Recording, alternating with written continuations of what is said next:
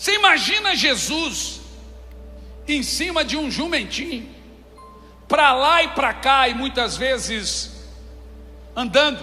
E quando é que Jesus encontrava tempo para orar, se ele pregava o dia todo? Está na Bíblia. Que hora? Por quê? A Bíblia diz que esse não é um tempo de descanso.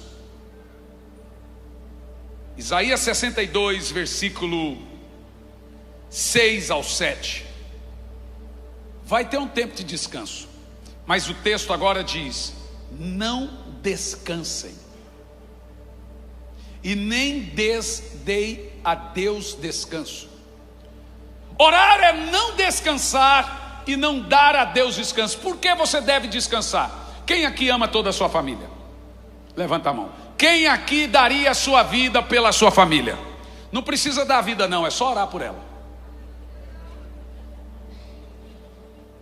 Se você orar por ela, não precisa dar a vida por ela. Quem aqui ama a sua família? Quem quer que a sua família seja salva? Bom, vamos lá, vamos saber se isso é verdade.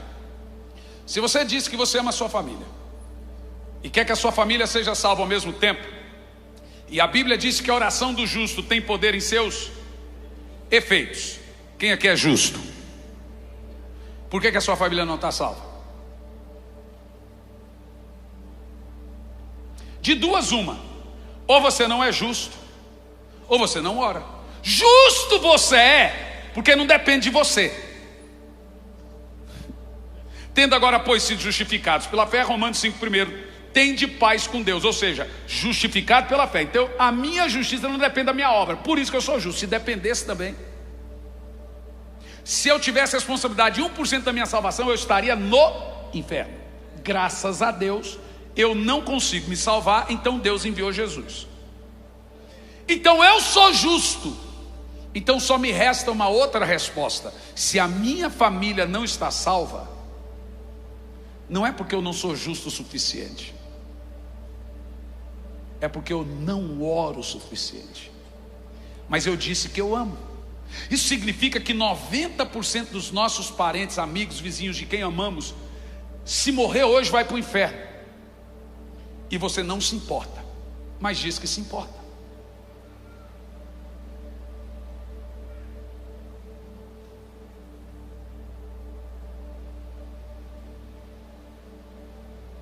Tá tudo bem aí?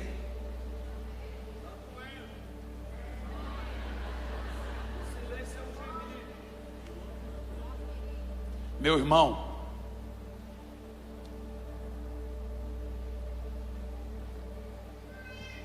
quando a gente fala de avivamento, a gente imagina uma linda festa. O avivamento produz, eu vendo aqui essa dança, eu sou o primeiro a pular, porque o diabo odeia alegria. Por isso ele inventou uma falsa alegria chamada carnaval. Então ele inventa, ele não consegue te dar uma alegria permanente, é dar uma de 5 dias. Ele inventa um filme para você sentir uma alegria por 2 horas, 3 horas, sempre prazeres momentâneos. Então ele quer distrair o seu vazio. Mas quando eu vejo o povo de Deus pulando, eu falo: imagina a raiva do diabo.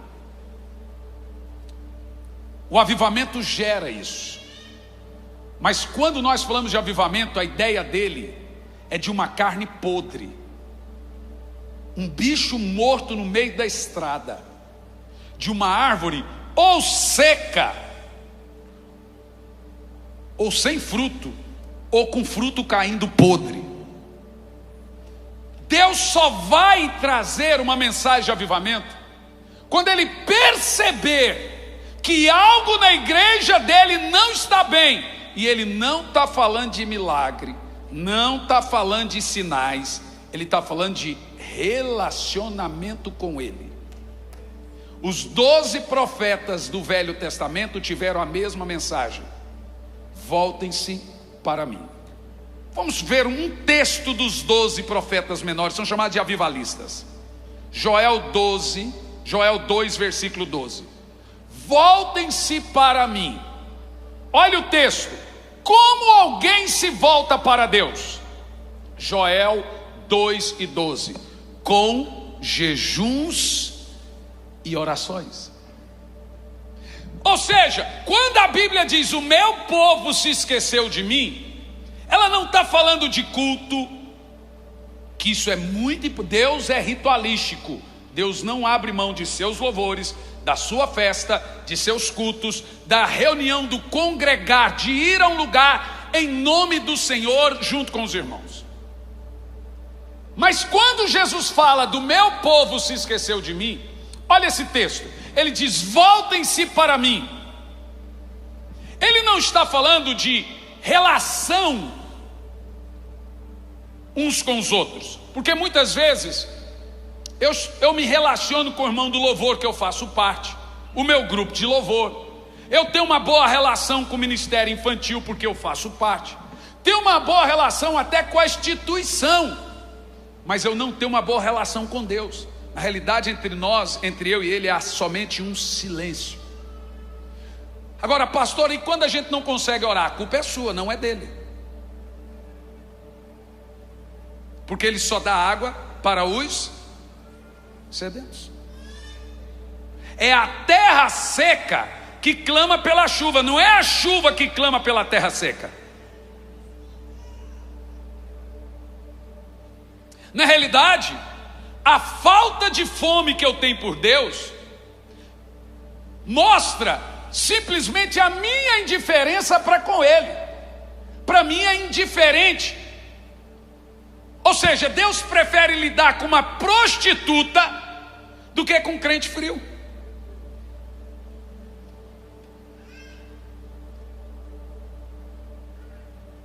Te explico. Você imagina uma caixa d'água cheia de lama. Quando você abre a torneira, sai o quê? Sai o quê? Água suja. Percebe isso? A água está suja. Agora imagina a mesma caixa d'água com um bicho morto. Se você abre a torneira, sai o quê? Água limpa, porém com veneno. Mas você pensa que está limpa. O que você precisa trocar na caixa d'água cheia de lama?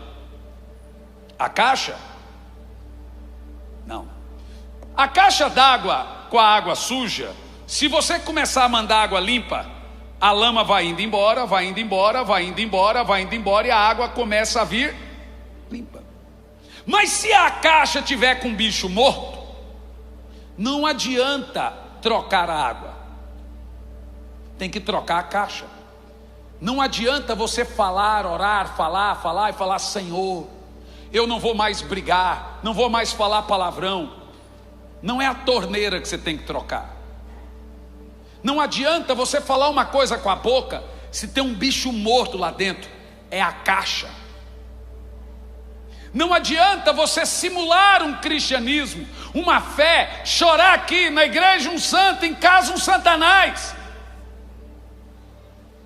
Não é a torneira, não é controlar a palavra ou fingir na frente dos outros que você é um bom crente. É a caixa que tem um bicho morto lá dentro.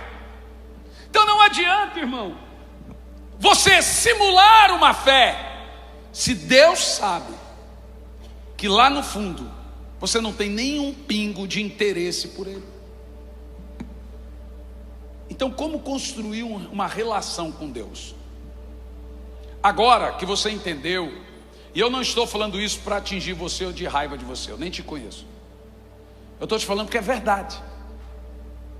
Então tem que ter muito amor para pregar isso aqui. Tem que amar menos demais seu ministério, amar demais a Deus, porque eu posso ser o antipático. Não tem problema. Então, ainda que você não goste, ouça. Mas pastor, então vamos lá. A vida é corrida. Aqui em São Paulo, só conhece o contexto de São Paulo. Você sai de casa 5 da manhã para chegar às 8 no trabalho. Você sai do trabalho às 5 da tarde para chegar às 8 em casa. Só conhece o contexto. Você acha que é só São Paulo que é assim? Mas essa geração dos iPads, smartphone, Smart TV, Netflix, Prime Video, essa geração de filme de 4 horas. Vamos maratonar uma série. Não tem pecado nenhum. Todo dia eu assisto um filme à tarde. Não tem um dia. Eu tenho que assistir um filme. E se for do Stallone, assisto 2. Meu filho viaja com o videogame dele. Ele fala: pai, posso viajar? É pecado jogar? Não. Contanto que primeiro você cumpra a sua função de sacerdote diante de Deus. Tenha o seu tempo com ele. Pode jogar o videogame que você quiser depois, se tiver tempo. Não tem nada de pecado nisso, gente. Presta atenção. Essa geração de filme, de série, o diabo é uma série, mas esse filme bom. Esses dias meu filho e eu fomos assistir um filme. Eu sou DC Comics na veia. Aquele filme do Super-Homem lá, 4 horas de filme. Como é que chama aquele filme? Liga da Justiça do... quem é Marvel? Ou seja, se recomponha na sua... Mas contudo eu fui lá, 4 horas e 4 minutos de filme. Um tempo desse atrás nós ficamos 12 horas assistindo os 3 filmes do Senhor dos Anéis, eu e meu filho. E já assistimos assim umas 1000 vezes. Parece que é o novo filme. É muito bom. Alguém falou: como é que um pastor como esse assiste um filme desse? Eu não vou entrar no mérito da questão, da discussão, da teologia do Senhor dos Anéis. Contudo, 12 horas de filme, cada filme 4 horas. Porque tem gente que pensa que eu sou um ET,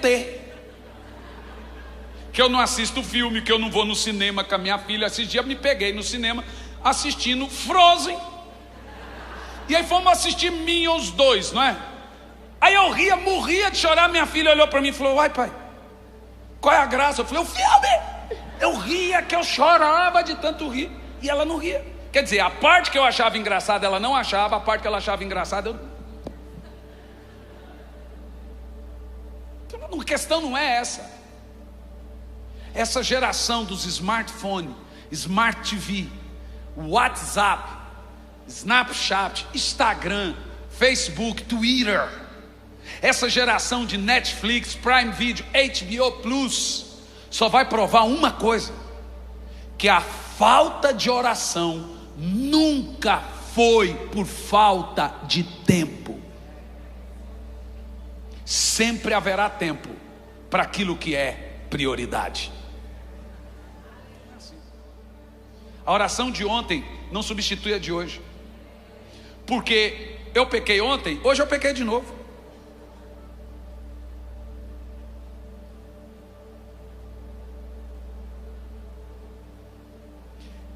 Aí os pastores falam: pastor, qual é o segredo? Essa multidão.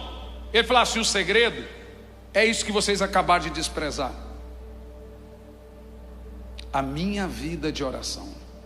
Qual era o segredo dos apóstolos? Qual era o segredo dos discípulos? Qual era o segredo? O segredo dos avivalistas. John Wesley ganhou quase 4.000 almas para Jesus. Ele orava das 4 da manhã às 8 da manhã. Dwight Lima Moody, 3 milhões. Eu falei Wesley, 4.000? É quase 4 milhões de almas. Dwight Lima Moody, quase 4 milhões de almas para Jesus. Seu segredo: ele orava mais de 3 horas por dia. Charles Finney começou um culto de avivamento em Nova York, e esse culto era para ter durado 2 dias. Durou 2 anos. 180 mil pessoas aceitaram Jesus em 2 anos. Ao longo da sua vida foram mais de 3 milhões de almas.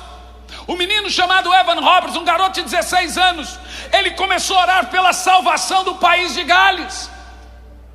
Ele ganhou em 2 anos 100 mil almas para Jesus. Detalhe: o país inteiro tinha 100 mil habitantes. Qual foi o segredo desse menino que não sabia ler e escrever, que trabalhava nas minas? O segredo dele foi a sua vida de oração.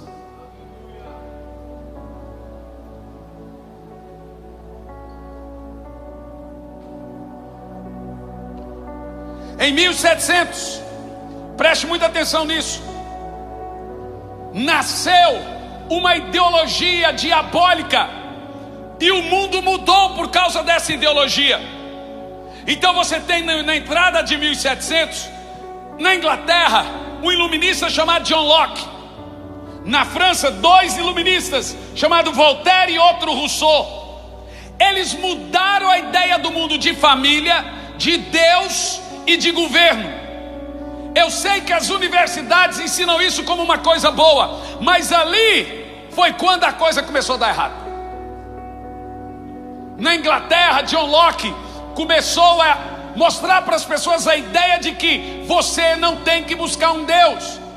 Na França, Voltaire e Rousseau, em 1700, começaram a mudar a ideia que termina no final do século, presta atenção, com a Revolução Francesa, a guilhotina matando mais de 150 mil pessoas, entre príncipes, feudais e reis, e a Guerra Napoleônica. Um século de sangue, por causa de 2 livros, 3 livros, um de Voltaire, outro de Rousseau e outro de John Locke. Como Deus responde a essas ideias? Te conto.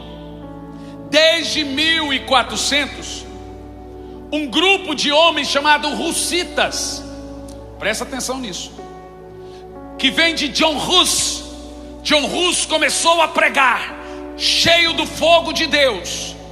A igreja católica matou ele queimado, porque ele começou a pregar arrependimento, santidade, busca com Deus. A igreja foi lá e queimou ele. Só que enquanto John Hus estava sendo queimado no interior da Alemanha, norte da Alemanha, ele lança uma profecia: hoje vocês queimam esse pequeno ganso.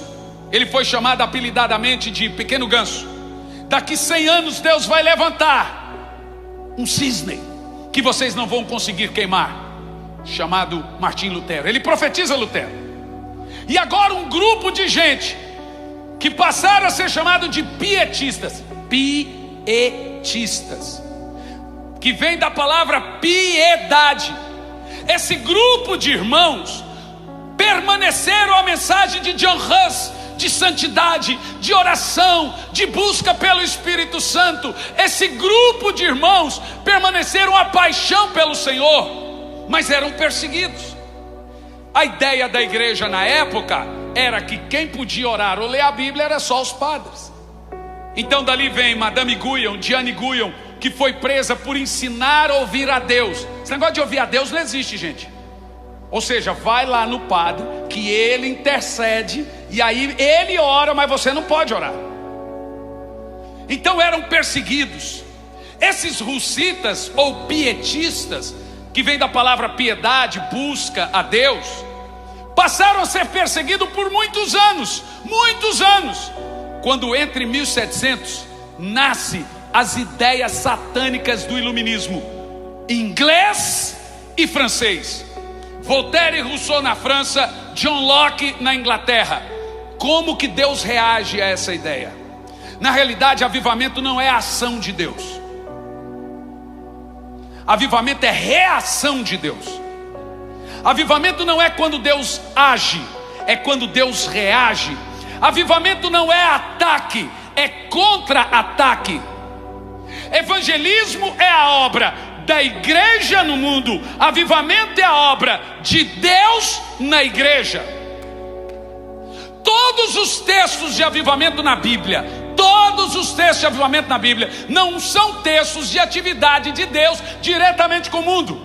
É aviva a tua obra, é aviva a tua igreja, é aviva o teu povo. Quando Deus tenciona avivar o povo dele, ele levanta o povo dele a orar por avivamento. Ele levanta gente a pregar sobre avivamento. Em outras palavras, Deus entende que a igreja dele esfriou, ou morreu, ou está uma carne podre. Então ele levanta seus servos para pregar sobre avivamento. Então avivamento, gente, não é uma coisa aparentemente boa, é uma necessidade urgente. Se o avivamento não vier nos próximos 5 anos, ninguém ficará de pé. Se o fogo de Deus não acender seu coração, sua casa, seus filhos, não haverá igreja mais. Como é que o senhor sabe? Olha para a Europa. Nós somos apenas o reflexo. Nós somos ou não o futuro. Lá é o passado. O que aconteceu com a Europa? As ideias iluministas entraram nas faculdades teológicas, chamadas faculdades liberais, e eles foram filosofando sobre a fé, até não crer mais nada. Você já viu pastores hoje dizendo: vamos criar faculdades teológicas, evangélicas e formar nossos pastores com as nossas ideias? Quem viu isso aí, ou foi só eu que vi? Saiu agora nas eleições aí. Ou seja, ensinar eles que aborto é permitido, ensinar eles que não é bem assim, que a Bíblia não é a palavra de Deus, ela contém a palavra de Deus, para que venha lá de baixo. Ou seja, construir uma base iluminista. Eu estou dizendo para você que não se vence ideia gritando. Avivamento é uma urgência, é uma necessidade. Avivamento não vai vir porque você quer, ele vai vir se você estiver desesperado. Avivamento não vem porque eu mereço, avivamento vem porque eu preciso. Se ele não vier, não teremos mais fé. Sabe qual é o nome disso? Apostasia. Alguém me disse: mas pastor, veja bem, só preciso entender que a profecia bíblica é que as coisas vão piorar. De fato. Então, como conjugar o verbo avivamento e apostasia? Te explico. Eu vou te dar 2 textos bíblicos agora, de cumprimentos proféticos simultâneos, 2 profecias completamente distintas, que vão se cumprir no mesmo período. Mas se você lê a primeira profecia, vai parecer um absurdo.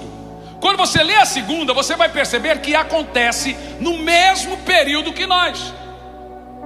Malaquias capítulo 4, por gentileza, versículo 1. Você vai ler esse texto, vai parecer um texto de caos. E se você fala: como que você conjuga avivamento com esse texto? Toda vez que você lê a palavra dia, é o dia do Senhor, é a sua vinda, é a sua volta, o dia. Agora olha Malaquias 4, versículo 1. Presta atenção nisso. Pois certamente vem o dia, olhe bem, ardendo como uma fornalha, que todos os arrogantes e todos os maus serão como palha. E continua o texto: e aquele dia. Você vai se lembrar que Jesus usou esses termos falando de não vai ficar palha, não vai ficar pedra sobre pedra. Isso também está no livro do Apocalipse. Paulo fala que o fogo que queima madeira, feno e palha é o mesmo fogo que purifica prata, pedras preciosas. A diferença não está no fogo, está na obra. Porque o fogo que queima no céu é o mesmo que queima no inferno. Mas no céu ele purifica prata, pedra preciosa e ouro. No inferno ele queima palha. O diabo nunca é representado por fogo na Bíblia, mas a Bíblia diz que os olhos do Senhor são como fogo, o seu trono é como fogo, sua palavra é de fogo, seus ministros são ministros labaredas de fogo. O fogo só representa Deus e sua obra. A diferença é que quando esse fogo toca palha, toca madeira, ele queima, destrói. Mas quando ele toca prata, ouro e pedras preciosas, ele purifica, ele capacita, ele molda. Mas o fogo é o mesmo. Por isso que Jesus não disse: eu vou te batizar com o Espírito Santo ou com fogo. Ele disse: eu vou te batizar com o Espírito Santo e com fogo. É o mesmo. Não é ou, não é uma opção. Agora olha o texto. Primeiro texto mostra uma destruição global. Não vai ficar palha, todos serão queimados. E diz o texto: assevera o Senhor. A ideia profética dos últimos dias é que o mundo vire um caos, é que o mundo seja completamente, é a ideia da entropia. A ideia é que as coisas piorem, e não fique nada bom. Fala: pastor, agora conjuga a ideia de avivamento. Conjugo. Porque no mesmo texto que profetiza uma piora global, o Senhor traz no mesmo período uma profecia para o seu povo. Agora eu quero vibração, hein? Verso 2.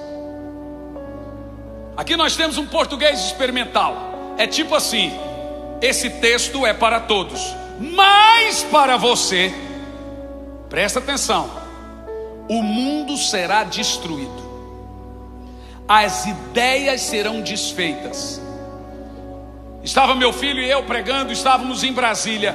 A menina meteu o pé na porta, sentou, a menina de 13 anos na nossa frente, puxou as mangas e falou: eu tentei suicídio 3 vezes.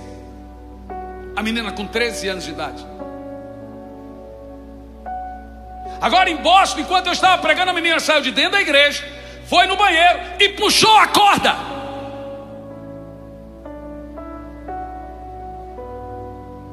Como que você acha que nós vamos reagir às ideias da Netflix? Minha filha tem 7 anos de idade, foi no cinema nesse último filme da Disney que está aí agora, chamado Mundo Estranho. Estava ela, meu filho e minha nora. Na metade do filme ela disse para o meu filho: vamos embora. Ela falou. Porque na metade do filme você começa, e não é anunciado, olha a faixa etária do filme, o menininho ama o outro menininho. Vocês, cuidado, hein? Não tem faixa etária. Na metade do filme o menino fala assim: eu não sei como fazer que eu estou apaixonado. Aí o pai dele fala assim: ah, isso lembra a minha época de crush. Alguém viu isso aí? Não. Está lá no cinema, Mundo Estranho. Então já vai sabendo que é bem estranho. A minha menina de 7 anos saiu, pediu para o meu filho: vamos embora que isso aqui não é de Deus.